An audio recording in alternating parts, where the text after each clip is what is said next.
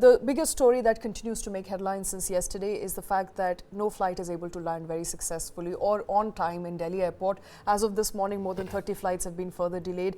DGCA has taken note of the mayhem, the chaos that unfolded in Delhi airport yesterday. Said you provide flyers who are at the airport waiting to get on their flight with necessary food, water and whatever they need to make their lives comfortable. And if there's a delay of beyond 3 hours, kindly cancel the flight. That is the diktat to airlines. And when you do cancel the flights, do make it a point to inform your passengers well in time using multiple channels of communication open, including making phone calls, sending WhatsApp messages, as well as training the support staff which is on the ground assisting passengers with their check-in.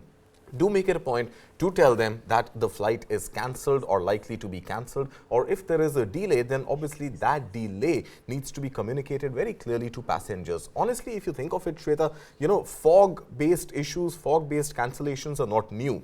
And what DGCA has said in its sort of diktat to airlines is nothing that has not been said before. I think it is obviously the moral responsibility of airlines to make sure that the comfort and safety both of passengers comes first. Safety obviously cannot be compromised. I think it'll be absolutely foolhardy to expect airlines to continue to fly and be under pressure to land or take off in foggy conditions if the aircraft or the pilots are not really geared up, or the runways are not geared up to these Cat 3 scenarios where landing or taking off in fog is possible. So obviously there needs to be no compromise on the safety of passengers.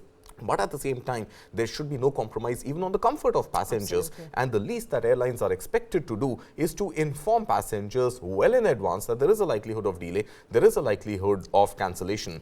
And if this does happen in the nick of time, last minute, then obviously, the ground staff has to be equipped enough to take care of the comfort of passengers by offering them meals, by offering them water, by offering them refreshments, which will make their wait in situations which are outside the control of the airline far more palpable. Absolutely. And I'll request my team to play those visuals of passengers who were really hassled at the airport yesterday. Multiple flights that were cancelled from Mumbai to Delhi, from Delhi to Goa. One of the incidents was, of course, of that assault that we saw, as a result of which I think the airline was also forced to take action against that said passenger.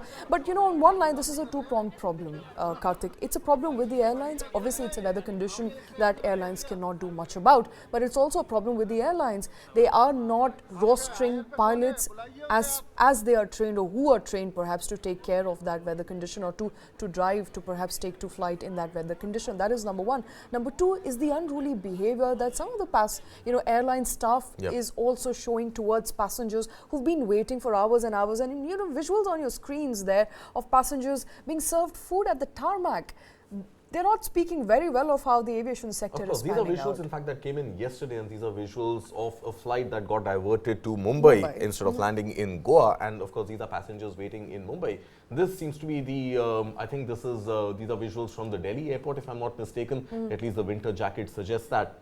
I think in addition to the two problems you stated, in Delhi right now there is also a third problem, and the third problem is that out of the 4 runways which are operational or in existence at the Delhi airport, there are 3 Cat 3 runways, out of which only 2 are actually available right now for flights to take off and land, because the third one is undergoing some sort of a maintenance, and apparently there is a construction crane which is somewhere beyond the runway, which is preventing the communication and signals to flights which will eventually land at that airport. So DGCA, while it is doing its bit as the watchdog of the aviation sector, telling airlines to take corrective measures, it is also asking the Delhi airport to make sure that the under renovation runway, by way of that crane which is placed outside of the runway interfering with the signals with the aircraft, is also addressed immediately, and that runway is made available to land. Just some data, and very interesting data, which came in yesterday evening. What happened between 5 a.m. and 9 a.m. yesterday morning, Shweta, when this entire issue got raked up, was that there were a total of 30 flights that were able to land in the Delhi airport. But in that entire period of 4 hours from 5 a.m. to 9 a.m., but only one flight was allowed to take off. So the problem is that while there is fog and while you may have Cat 3 compliant runways, at least 2 out of 3 operational, and pilots sitting in the cockpits who are able to land on those Cat 3 runways using the Cat 3 equipment available on board the aircraft, they are unable to take off because the norms of takeoff and landing with respect to visibility are different. So you can land in up to 50 meters of visibility. You cannot take off if the visibility does not improve to beyond 125 meters. So obviously there is this rule which is in place to cater to the safety of passengers and to the safety of the crew and the assets of airlines. But I think broadly the problem can be at least addressed, if not solved, by keeping a communication channel absolutely transparent and open between airlines and passengers. And obviously a bit of human touch is going to be absolutely necessary for airlines to ensure that the passengers who are paying through their noses for anyway very, very expensive air tickets do not end up suffering on account of mismanagement at the airport. And airports have been under scrutiny in any case for a while. If you remember last year, there were issues of queues and lack of proper queue management at the Delhi airport. Security check-in running into hours. You had queues outside the airport, just getting inside the airport terminal running into hours. And a lot of influencers had taken to social media, a lot of genuine passengers had taken to social media, and we also had Civil Aviation Minister Jyotiraditya Scindia then visit the airports and ensure that some sort of a better queue management practice is put in place, which did happen. So the point is that if there is will and if there is the intent to make life better for passengers, some ways can be worked around it. Obviously, without risking the safety of passengers, nobody's asking you to fly in foggy conditions if you do not think it is safe. At the end of the day, I think that decision has to rest with the pilot who is sitting in the cockpit and with the ATC, given the weather conditions, given the technical equipment on board and the training of the pilot who's sitting in the cockpit. But if you know there is fog, and yesterday in fact was the 20th anniversary of the IMD, and we know that last decade plus or so, weather prediction has been fairly accurate.